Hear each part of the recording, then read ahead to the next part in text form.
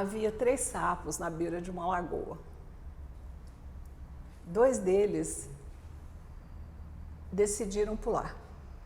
Quantos sapos ficaram lá na beirada, na margem? Depende da sua resposta? Não, eu tenho a resposta pronta. Ficaram 3 sapos na beira da lagoa. Porque decidir pular na água não significa agir. Não é? É só uma decisão. Então, a comunicação, né, ou melhorar a qualidade da comunicação, ou crescer, libertar-se a partir da comunicação, também é um processo de decisão, mas precisa ser seguido por ação. É uma escolha, né? Você escolhe melhorar a sua comunicação, mas sinto dizer que deve fazer uns 20 anos, né, que você escolheu isso.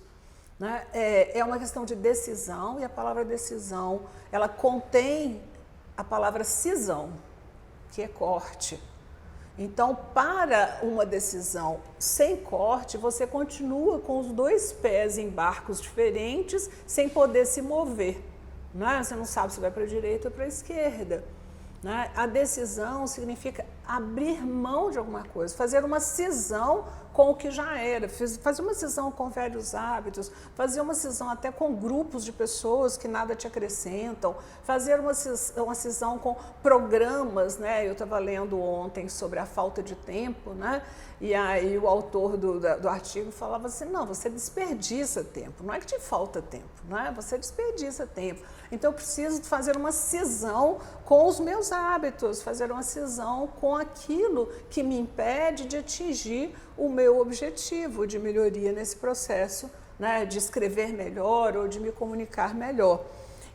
Mas a decisão, como na história dos sapos na beira da lagoa, não faz mágica, é só uma decisão.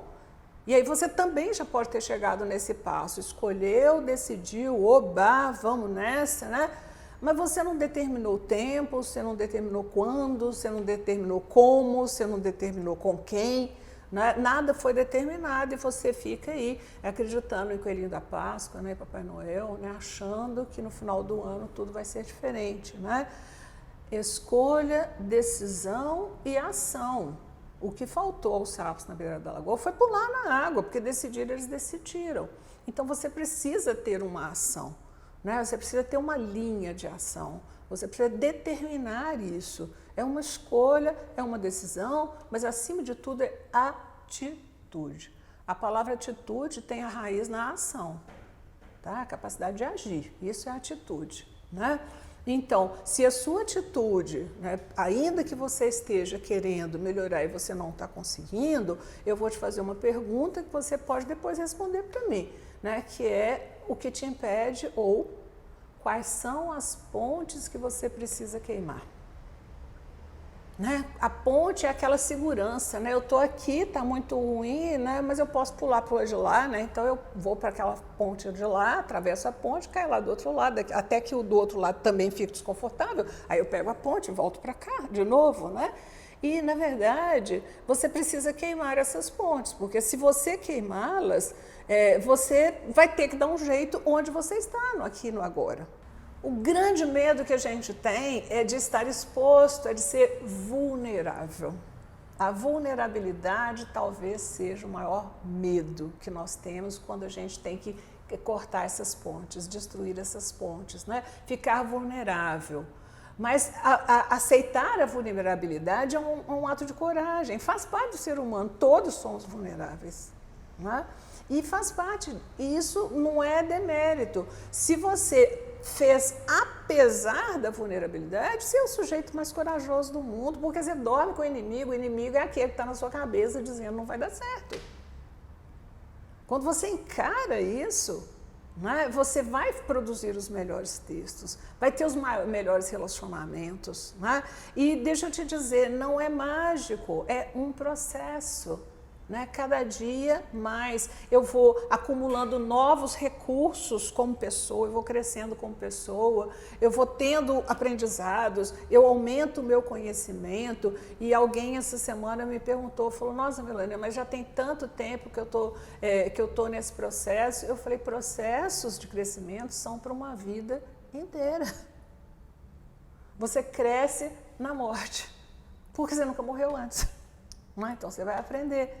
Então, saber que, né, eu vou ter que ficar exposto e de repente poder contar, né, com uma comunidade ou com um mentor ou com alguém que possa dividir, né, essas suas dificuldades é fundamental. Eu já vivi situações em que o aluno chegava para mim, né, ou o cliente chegava para mim e falava: ah, não, Melânia, você tem que falar de tal tema, você tem que falar de tal coisa, você tem que, né? Na verdade, ninguém tem que nada, tá? Sob pressão, não há atenção. Então, se você pressionar demais, vai fugir pelos dedos. Eu te digo isso com relação ao seu propósito de escrita ou da comunicação oral. Você não tem que nada. Vai experimentando, vai tentando e vai melhorando e você vai incorporando essas mudanças, vai contando com outras pessoas. Então, sem pressão, sem pressão. Até porque a comunicação, ela se abastece de informação. Quanto mais filmes você assistir, quanto mais músicas você ouvir, quanto mais peças, né, você for ver, quanto mais passeios no final da tarde, né, quanto mais ficar à toa você se permitir, quanto mais conversas com o motorista do Uber ou com seu pai, você vai ampliando, liberando, né, o seu potencial e ampliando os seus recursos.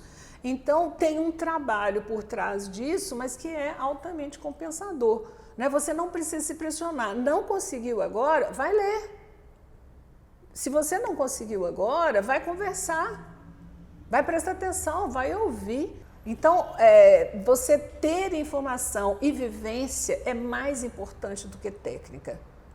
A técnica ajuda, porque eu costumo dizer que quando a gente vai pela técnica, a gente vence o emocional, né? Você vai ali no automático, a técnica te ajuda, né? A nadar de braçada ali, ó, você tem que ter a técnica que vai te fazer ir mais rápido e melhor, né?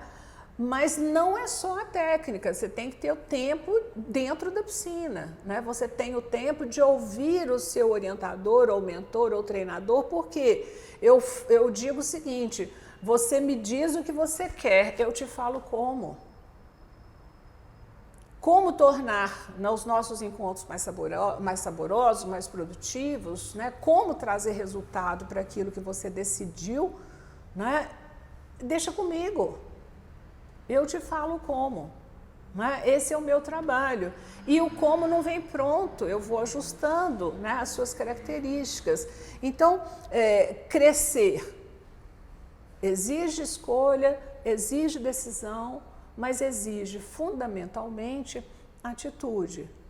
E aí, você lidera um grupo, né? Você tem pessoas, né, na sua equipe e que esperam de você essa pessoa inteira, capaz de comunicar-se oralmente ou por escrito, de uma forma objetiva, específica e generosa, né? Não existe liderança sem comunicação, né? Não tem telepatia por enquanto, tá? Você tem que expor, né?